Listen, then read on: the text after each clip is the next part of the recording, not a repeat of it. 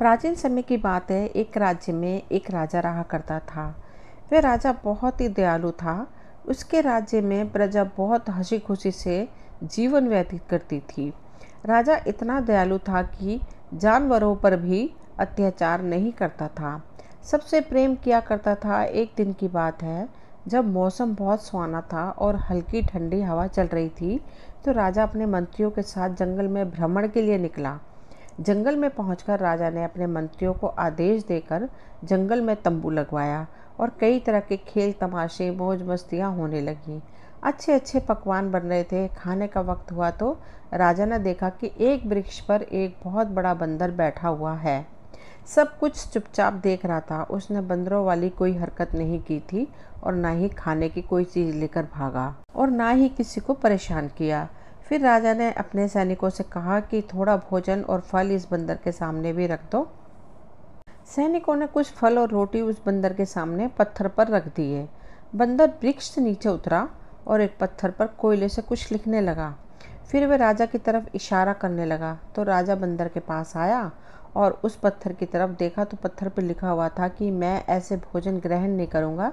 जैसे राजा के लिए आसन लगाया गया है, वैसे ही मेरे लिए भी लगाया जाए, और जैसे बर्तनों में सम्राट को भोजन परोसा जा रहा है, वैसे ही बर्तनों में मुझे भी परोसा जाए, तभी मैं भोजन ग्रहण करूँगा। राजा बहुत हैरान हुआ कि एक बंदर न सिर्फ लिख पढ़ सकता है, बल्कि इसका इतना दिमाग तेज भी है।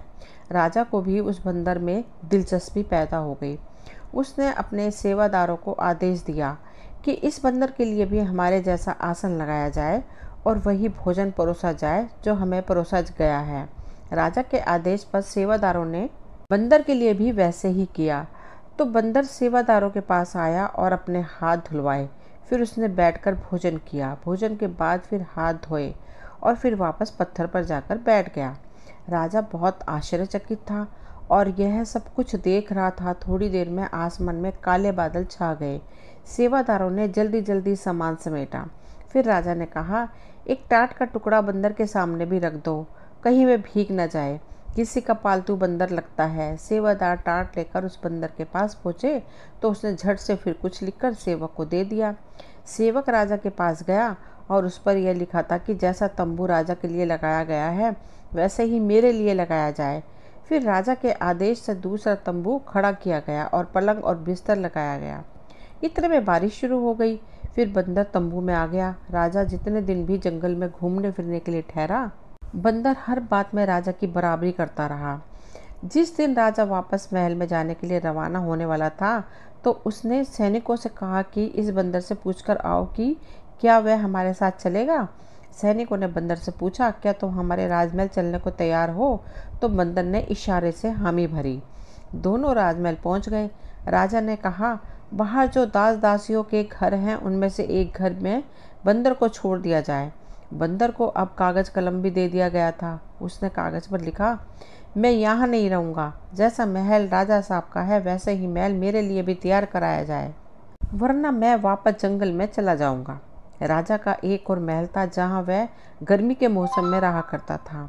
उस महल में बंदर को ठहरा दिया गया और बंदर ने दरबार में आकर बैठना भी शुरू कर दिया। बंदर सारे फैसले बड़े ध्यान से सुनता और राजा को गलत फैसला देने वाला होता तो बंदर झट से सही फैसला लिखकर उनके सामने रख देता। धीरे धीरे राजा अपने सभी फैसले आदेश देने से पहले बंदर को दिखाने लगा।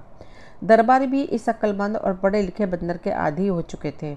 लेकिन रानी उस बंदर से बहुत चिढ़ती थी और राजा से कहती रहती थी कि इस बंदर को जंगल में छोड़ आओ, नहीं तो एक दिन यह आपके सारे राज्य पर कब्जा कर लेगा। हमारा कोई पुत्र भी नहीं है जो हमारी सहायता कर सके। यह आपको हटाकर स्वयं सिंहासन पर बैठ जाएगा। राजा हमेशा रानी को समझाता, हमारे राज्य में इसकी वजह से और सुधार आया है, लेकिन रानी को चैन नहीं आया।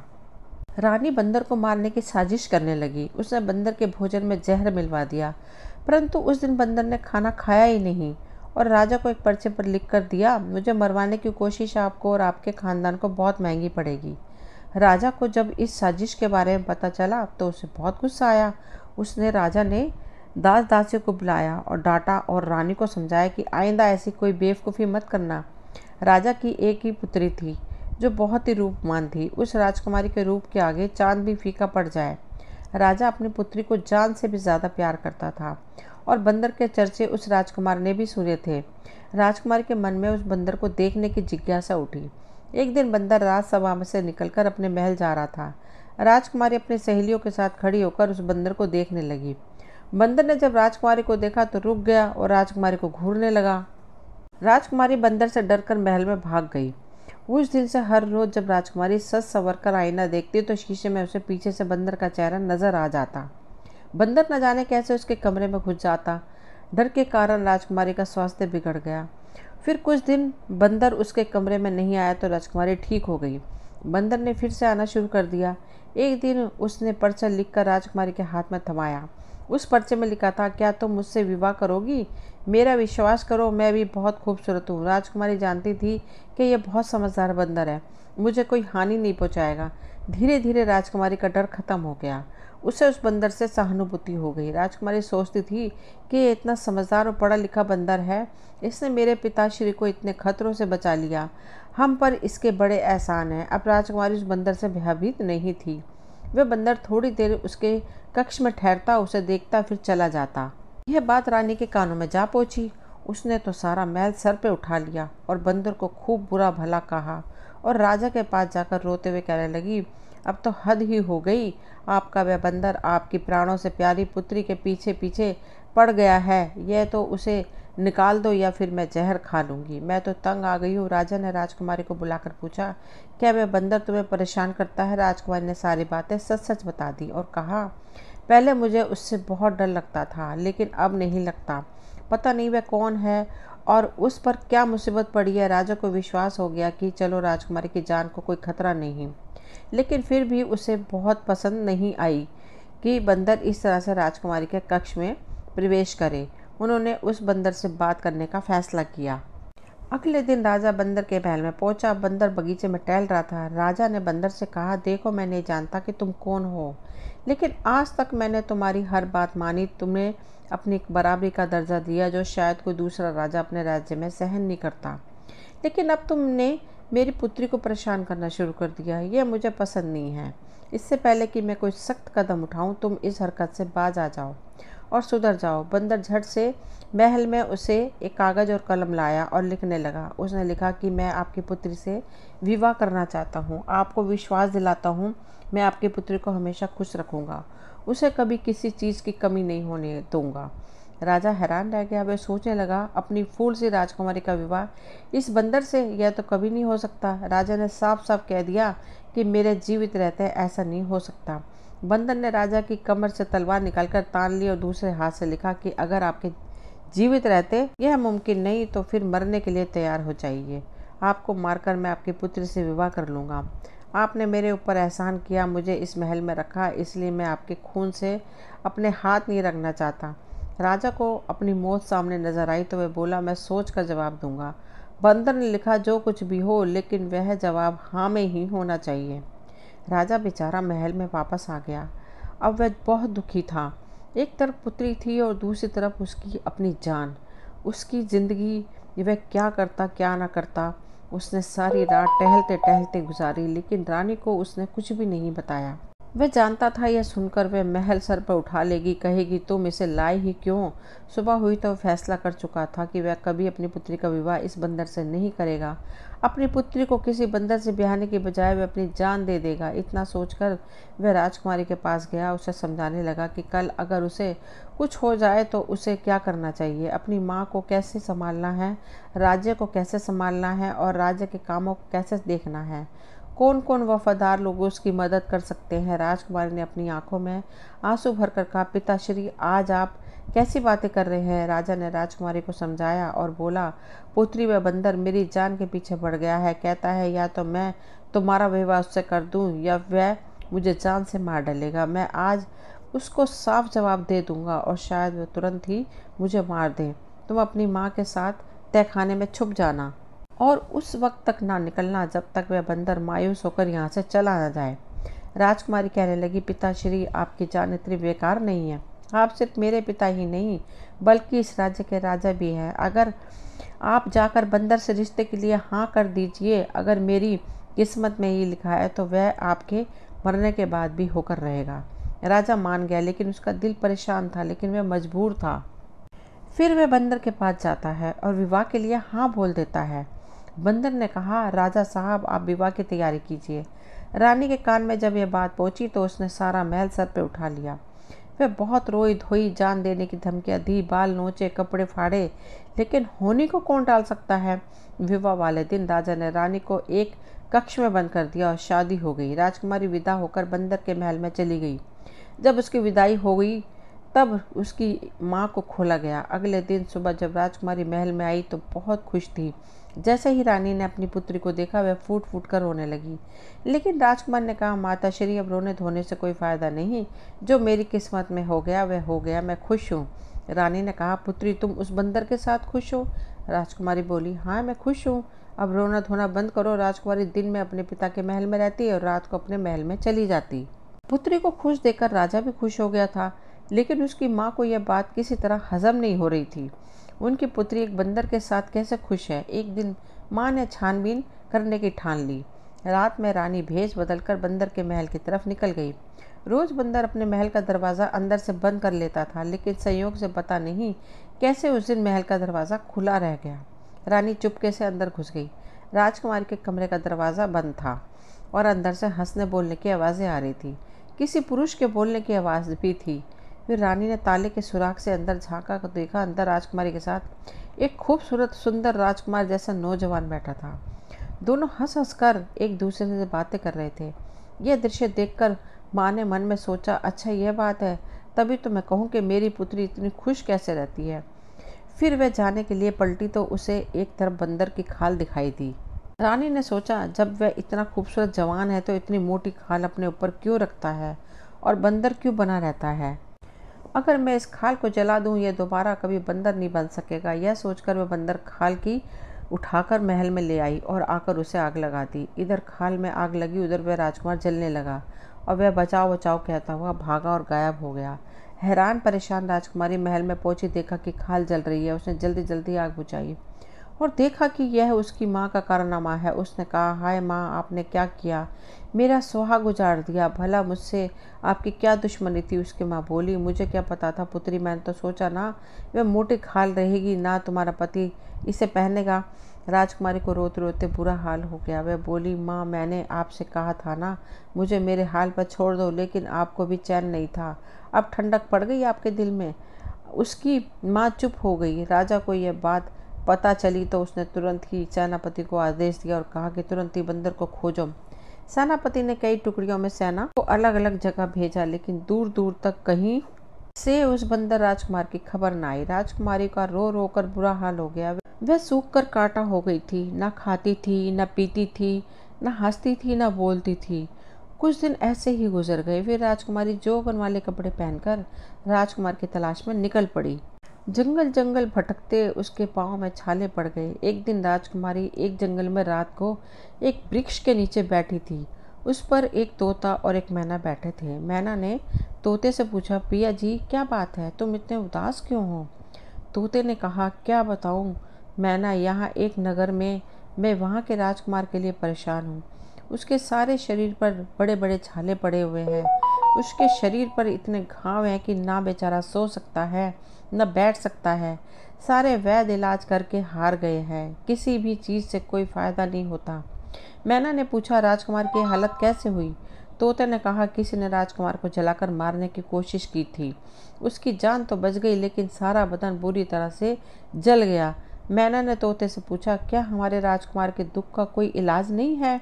तोते ने कहा, इसका एक इलाज ही है। अगर कोई हमारी बीट इकट्ठी कर ले और उसे चंदन के साथ घिसकर 40 दिन तक सुबह शाम लगाए तो राजकुमार के घाव भर जाएंगे। राजकुमारी फौरन समझ गई यह उसी के राजकुमार की बात है। सुबह होते ही तोता मैना उड़ गए और राजकुमार ने पेड़ के नीचे गिरी उनकी सारी बीट इकट्ठी की। उसने एक युवक के रूप में अपना वेश बदला और नगर की तरफ चल पड़ी। कुछ ही मील दूर एक बड़ा ही खूबसूरत नगर उसे नजर आया, लेकिन वहाँ की हर चीज़ पर उदासी छाई हुई थी। चारों तरफ लोग उदास थे। राजकुमारी ने जिससे भी इसकी वजह पूछी, सबसे यही जवाब मिला कि उनका राजकुमार मृत्यु के करीब है, इसलिए नगर में शोक छाया हुआ है। राजकुमारी ने बाजार से चंदन खरीदा और दूसरा जरूरत का सामान खरीदा। फिर वह महल में जा पहुंची। वह पहरेदार से कहने लगी, राजा साहब से कहो एक वैद्य आए हैं, वह राजकुमार का इलाज कर सकते हैं। पहरेदार दौड़ता हुआ गया और सम्राट को यह खबर सुनाई। सम्राट इतना परेशान हो चुका था कि जो भी राजकुमार का इलाज करने का दावा करता उसे बुला लेता। उसने वैद्य बनी राजकुमारी को भी बुला लिया, लेकिन राजकुमारी की शक्ल देखकर सम्राट को शक हुआ कि यह नौजवान क्या इलाज करेगा। बड़े बड़े नामी वैद्य हकीम यहाँ हार चुके हैं, फिर भी उसने पूछा, भाई तुम क्या कर लोगे? दुनिया भर के हकीम वैद्य हार चुके हैं, अब तो भगवान का ही सहारा है। राजकुमारी बोली, राजा साहब अगर 41 दिन में राजकुमार ठीक ना हुए तो जो सजा चोर की हो मुझे दे देना। सम्राट तुरंत तैयार हो गया। राजकुमारी कहने लगी, मुझे राजकुमार के बगल वाला कमरा चाहिए ताकि मैं दिन रात उनका इलाज कर सकूं। सम्राट के आदेश पर तुरंत उसे कमरा दे दिया गया। जब वह राजकुमार के पास पहुंची तो उसकी हालत देखकर उसका दिल रोने लगा। उसने बड़ी मुश्किल से अपने आप को संभाला और अपने कमरे में जाकर चंदन के साथ तोता मैना की बीट पीसी। उसने बड़े आराम से राजकुमार के शरीर के घाव साफ किए। राजकुमार दर्द से तड़प रहा था। उसने लेप उसके सारे बदन पर लगा दिया। राजकुमार के सारे शरीर के घाव में ठंडक सी पड़ गई। न जाने कितने दिनों के बाद आज उसकी आंख लग गई। सम्राट के पास जब यह खबर पहुंची तो उसने आदेश दिया कि इस वैद्य का हर तरह से ख्याल रखा जाए। राजकुमारी ने राजकुमार की सेवा में अपने दिन रात एक कर दिए।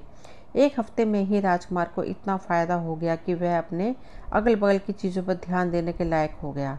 पगड़ी और दाढ़ी में राजकुमार को यह वैद्य कुछ जाना पहचाना सा लगा, लेकिन उसे याद नहीं आया कि उसे कहाँ देखा था। वह उसके सामने बहुत कम बोलती थी। महीने भर में राजकुमार के जख्म पूरी तरह से भर गए, लेकिन अभी खाल कच्ची थी। वैसे भी तोता मैना ने 41 दिन के इलाज की बात की थी, तो राजकुमारी इस तरह उसके जख्मों पर मरहम लगाती रही। राजकुमार उसकी सेवा की दिल से तारीफ करता था और राजा ने तो उसको बहुत भारी इनाम देने की तैयारी कर रखी थी। लेकिन हुआ कुछ यही कि 41वें दिन दवाई उसने राजकुमार के शरीर पर लगा दी और किसी से कुछ कहे बिना वह महल से निकल गई और सीधे अपने राज्य के लिए रवाना हो गई। हाँ, उसने राजकुमार से उसकी अंगूठी ज़रूर मांग ली थी, लेकिन उसने यह नहीं सोचा था कि वह चली जाएगी। इधर महल में राजकुमार की सेहत ठीक हो जाने की जश्न की तैयारियां जोर शोर से चल रही थी, लेकिन वैद्य का कहीं पता नहीं था। राजकुमार परेशान था और राजा हैरान था कि कैसा वैद्य था। अपनी मेहनत का एक पैसा लिए बगैर ही चुपचाप खामोशी से चला गया। ठीक हो जाने के बाद राजकुमार को अपनी नई नवेली दुल्हन की याद आई। अभी उनके विवाह को कुछ दिन ही गुजरे थे कि यह मुसीबत आन पड़ी। वह जानता था कि उसकी इस हालत के जिम्मेदार उसकी सास थी, लेकिन उसने यह बात किसी को नहीं बताई थी। एक दिन वह अपने पिता की इजाज़त लेकर शिकार के बहाने से निकला और सीधा अपने ससुराल चला गया। फिर वहाँ के मंत्री ने उसका आदर सत्कार किया, राजा को सूचना दी। राजा अपनी पुत्री के दुख में व्यक्त पहले ही बूढ़ा हो गया था।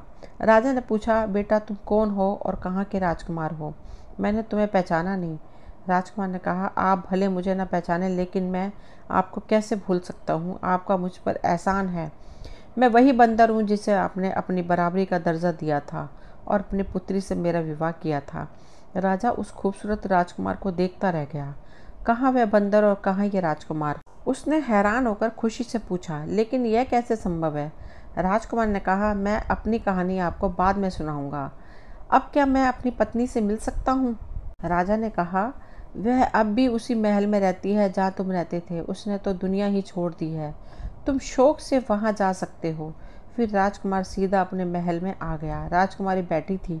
राजकुमारी का फूल सा चेहरा मुरझाया हुआ था। रो रो कर उसकी आंखों में काले घेरे पड़ गए थे। राजकुमार को अपने सामने खड़ा देखकर उसे विश्वास ही नहीं हुआ। राजकुमार ने कहा, राजकुमारी तुम्हारा प्यार मुझे यहाँ खींच लाया। तुम्हारी माँ ने तो मुझे मारने से कोई कसर नहीं छोड़ी थी। मेरा शरीर बड़े बड़े छालों से भर गया था। मेरे बचने की कोई उम्मीद नहीं थी। राजकुमारी ने पूछा, फिर आप ठीक कैसे हुए? राजकुमार ने कहा, एक वैद्य ने मेरे पास आया और उसने 41 दिनों तक मेरे जख्मों पर मरहम लगाया और मेरी ऐसी सेवा की जैसे कोई किसी की नहीं करता। राजकुमारी ने पूछा, अच्छा, अब तो आप लोगों ने उसे खूब इनाम दिया होगा और उसे माला माल कर दिया होगा। राजकुमार बोला, नहीं, हैरानी की बात तो यही है कि सिवाय मेरी एक अंगूठी के उसने कुछ नहीं लिया और बगैर किसी को कुछ बताए चुपचाप वहीं कहीं चला गया। राजकुमारी ने अंगूठी दिखाते हुए पूछा, क्या यही अंगूठी थी? राजकुमार ने कहा, हाँ, मगर यह तुम्हारे पास कहाँ से आई? राजकुमारी कहने लगी, वह वैद्य मैं ही थी। फिर उसने सारी बातें उससे कह डाली और वह कपड़े दिखाए जो वैद्य के भेष में पहनती थी। राजकुमार की तो खुशी का ठिकाना ही नहीं था। वह बोला, मैं खुशकिस्मत हूँ कि मुझे तुम जैसी पत्नी मिली। राजकुमार बोला, तुम्हारी माँ ने तो मुझे मारने में कोई कसर नहीं छोड़ी थी। राजकुमारी बोली, मेरी माँ भी आपकी दुश्मन नहीं थी। आपको इंसान के रूप में देखकर मेरी माँ ने सोचा कि अगर वह बंदर की खाल जला दे तो आप कभी बंदर नहीं बनेंगे बल्कि हमेशा इंसान बने रहेंगे। उन्होंने तो मेरा अच्छा ही सोचा था। आपको कम से कम मुझे तो यह बता देना चाहिए था कि आपके बंदर के वेश में रहने के पीछे राज क्या है, तो मैं इस खाल की रक्षा अपनी जान से भी ज़्यादा करती। राजकुमार बोला, असल में मुझे कभी इसका मौका ही नहीं मिल पाया। हमारे विवाह को दिन ही कितने हुए थे, सोचा था आराम से तुम्हें बताऊंगा, तभी यह मुसीबत आ गई। फिर राजकुमारी ने कहा कि अब बता दीजिए। राजकुमार ने कहना शुरू किया और बोला, राजकुमारी, यह तो तुम जान ही गई हो कि मेरे पिता भी राजा हैं और मैं उनकी एक ही संतान हूँ। मुझे घूमने फिरने और शिकार करने का बहुत शौक था। करीब साल भर पहले की बात है, मैं अपने सैनिकों के साथ शिकार करने के लिए निकला। जंगल में मुझे एक बहुत ही खूबसूरत हिरन नजर आया। मैंने निशाना साध कर तीर चलाया, लेकिन वह मेरी नज़रों से ओझल हो गया। मैंने जब उसका पीछा किया तो मैं अपने साथियों से भी बिछड़ गया और बहुत दूर निकल आया। मैंने देखा कि एक झरने के किनारे एक बुजुर्ग व्यक्ति बैठे हैं और उनके पास एक 15 साल का लड़का लेटा हुआ था, जिसकी टांग में से खून बह रहा था। और वह बुजुर्ग व्यक्ति उस लड़के के जख्म को धोते जा रहा था और रो रो कर उस इंसान को बद्दुआ देते जा रहा था जिसने तीर मारा था। मेरी शक्ल देखते ही वह गुस्से से बोला, तुम आदमी हो या बंदर? तमीज़ तो तुम्हारे अंदर है ही नहीं। उनके इतना कहते ही मैं बंदर बन गया।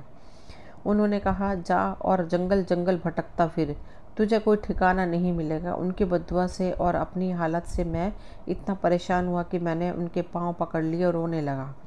मेरी हालत देखकर उस लड़के को मुझ पर तरस आ गया। उसने बुजुर्ग व्यक्ति से कहा, दादाजी, जब इस इंसान ने अपनी गलती मान ली है तो इसे माफ़ कर देना चाहिए। यह भी शर्मिंदा है, इसे माफ़ कर दीजिए और दोबारा इंसान बना दीजिए। बुजुर्ग बाबा बोले, देख, इससे सीख, तूने इसे जख्मी किया और यह तेरी सिफारिश कर रहा है। खैर, मैं अपनी बद्दुआ तो वापस नहीं ले सकता, लेकिन एक काम कर सकता हूँ। साल भर तुम बंदर ही रहोगे। जब कोई लड़की तुमसे सहानुभूति करते हुए विवाह के लिए तैयार हो जाएगी, तब तुम अपनी असली सूरत में वापस आ जाओगे। अगर साल गुजरने से पहले तुम्हारा विवाह हो गया तो सिर्फ अपनी पत्नी के सामने इंसान की शक्ल में आ सकोगे। फिर मैं वहाँ से वापस आ गया।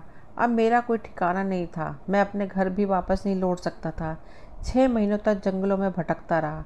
फिर एक दिन तुम्हारे पिता वहाँ सैर करने के लिए आए। उन्होंने मुझ पर एहसान किया और मुझे अपने साथ ले आए। मेरी हर इच्छा पूरी की और तुमने अपने पिता की जान बचाने के लिए मुझसे विवाह कर लिया। वाकई का हाल तुम्हें मालूम ही है। जब तुम्हारी माँ ने मेरी खाल में आग लगाई तो उस बद्दुआ को पूरे होने में कुछ ही दिन बचे थे। अभी राजकुमार यह कहानी सुना ही रहा था कि राजा और रानी भी वहाँ पर आ गए। रानी ने राजकुमार से अपनी गलती की माफ़ी मांगी और राजा से कहा, राजकुमार, हमारा कोई पुत्र नहीं है, अब तुम ही हमारे पुत्र हो। अब यह राजपाट तुम संभालो। राजकुमार ने कहा, अभी तो मुझे अपनी पत्नी को लेकर अपने राज्य जाना है और अपने माता पिता से मिलवाना है। वहाँ मेरे माता पिता मेरा इंतज़ार कर रहे हैं, लेकिन मैं वादा करता हूँ कि आपका हाथ बटाता रहूँगा। फिर राजा ने धूमधाम से अपनी पुत्री को विदा किया और राजकुमारी राजकुमार के साथ हंसी खुशी जीवन व्यतीत करने लगी। दोस्तों, ये कहानी यहीं तक थी। मैं उम्मीद करती हूँ कि यह कहानी आपको पसंद आई होगी। अगर पसंद आई हो तो प्लीज़ चैनल को सब्सक्राइब करें, वीडियो को लाइक शेयर करें। मिलती हूँ अगली कोई नई कहानी लेकर। कहानी सुनने के लिए आप सभी का तहे दिल से शुक्रिया।